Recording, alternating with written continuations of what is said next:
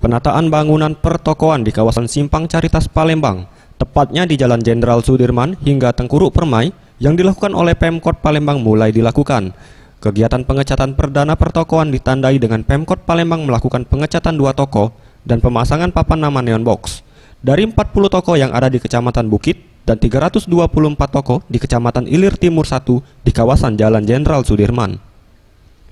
Harobin Mustafa selaku Sekda Kota Palembang menuturkan, kegiatan ini sebagai komitmen pemerintah Kota Palembang dalam menghadapi Asian Games 2018. Direncanakan pengecatan pertokoan dapat selesai sebelum akhir Januari 2017 karena Palembang akan menjadi tuan rumah Hari Lingkungan Hidup 2017. Untuk pengecetan dan pemasangan lampu neon box di sepanjang Jalan Sudirman. Nah, tujuannya tiada lain ya, kita ingin menunjukkan dengan masyarakat bahwa pemerintah Kota Palembang komitmen dan serius untuk mendukung Asian Games 2018 dan mensukseskan Asian Games 2018.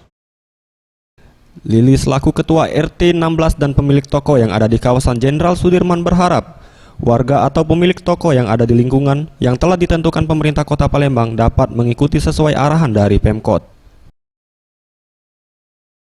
Apa ruko yang dicat? Kalau di sini sekitar 740. Kalau untuk hari ini kegiatannya berapa ruko? Ini dan untuk hari ini 2 tambah 2 berarti 4 ruko.